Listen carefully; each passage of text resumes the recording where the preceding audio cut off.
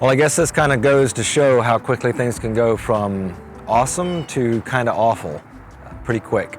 So, got the bright idea last night, late last night, that I was going to get up early this morning and come downtown to shoot the sunrise, because I honestly don't think I have any sunrise photos of downtown Jacksonville. So when I first got down here this morning, I thought this is going to be great. I've got a completely glassy St. Johns River. All of the city lights were reflecting off the water. It looked perfect. So, got a great location here, as you can see. And it started looking okay. I had some high-level clouds that were kind of sitting right over top of me, but the wind was blowing towards downtown. And I thought, okay, as soon as the sun comes up, things are gonna look pretty good. And then the sky turned gray, completely gray. All right, so I'm gonna shut up for a few minutes and let you guys watch. Sun's gonna be coming up right there. So I'm gonna try and let this roll for a little bit and see how the video turns out.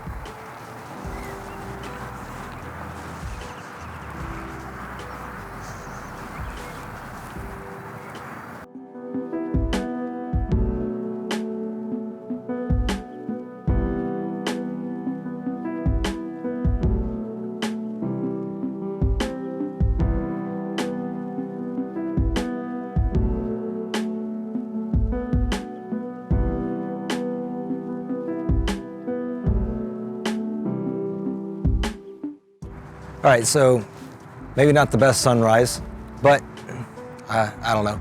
Any sunrise you can get up and watch is a good one to me. Maybe not the best for taking pictures, but it's always great to get up and see the sunrise. All right, so I'm still getting used to all the buttons and dials and menus and configurations on the new Nikon Z mirrorless system.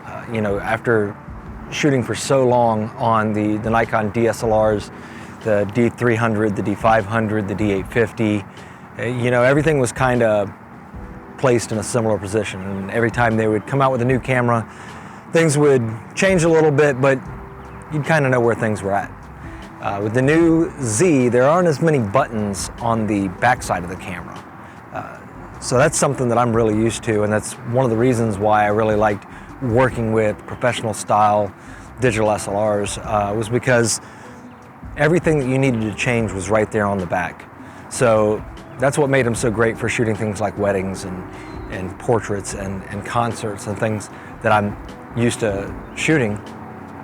Because anytime that I needed to make any type of exposure compensation or change my ISO or change my f-stop, change my shutter speed, anything like that, I was able to do it really, really quickly right there on the camera. Even if I wanted to switch back to, say, doing an HDR bracket for something like this, where you have a very, very contrasty scene, there's a dedicated bracket button on the D850, which is what I have right down here. So if I want to bracket on the D850, there's a button right up on the top. I hit it, I rotate the rocker, and I've got a 3-stop bracket. I can adjust how far away the stops are that I need to expose for. Everything's right there. But with the Z system, it's a bit different. A lot of things are buried in menus, kind of hard to get to sometimes. So it's just gonna take me getting used to the new system and figuring out where everything's at and trying to configure everything to where it better suits my style of shooting. Because that's one thing that I really do love about the new Z system. The user control menus and all of the customization that you can do into it. It's kind of taken a little bit more of the turn of kind of how our cell phones did, where, you know, you used to love your old cell phone, right? Because it was basic, it was simple, and everything was right there. Everything you needed was right there. You could change anything on the fly, right? And now with the new cell phones, they can do so much, but trying to figure out how to change all those different things, you got to kind of dig through the menus sometimes. So it's kind of like the way things are going with some of the new mirrorless systems, at least in my experience with the new Nikon Z system, which I'm absolutely loving, by the way. But I think once I get a better understanding of where things are, what all the new features are, and how to better lay them out so that they fit my style of shooting, I think I'll be able to work just as fast, if not faster, on the new Z system. All right, so back here in the office, I want to take a quick second and talk about a couple of the images that I got on Saturday. Namely these 3 images right here. This one was shot with the DJI Mavic 2 Pro. And this is kind of the after image from the 5-shot bracket. And just to give you an idea, if I would have only taken 1 image, this is kind of what it looked like. So it took a lot of processing, pulling the highlights back in, pulling the shadows up, different things like that, adding color where it needed to be added, and so on. And then this shot right here was one from a 3-bracketed image group from the Nikon Z6ii, which is what I'm filming with right now and what I filmed with that day on location.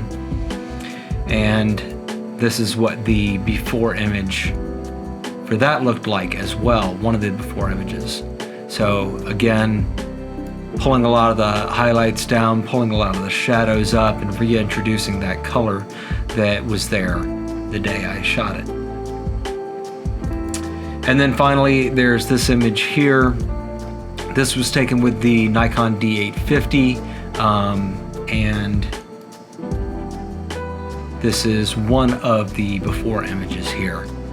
Again, bringing the highlights down, bringing the shadows up, and reintroducing a lot of the color that I saw that day.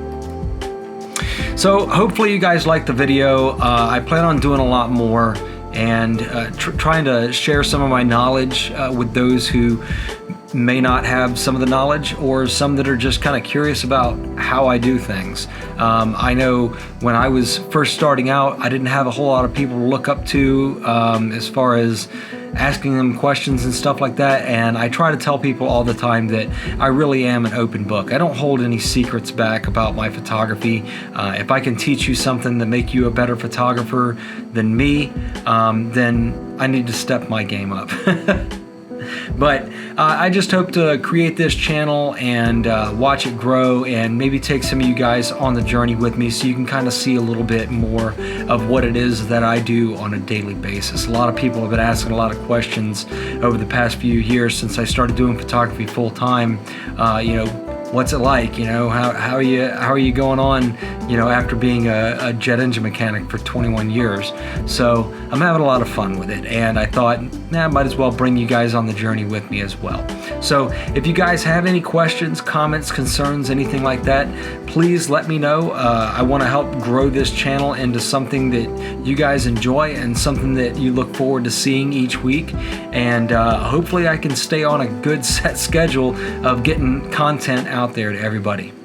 Right now we're in the off season for real estate photography. Things are starting to pick up a little bit, so I am going to get a bit busier, but hopefully I can bring you guys along on a couple shoots with that as well.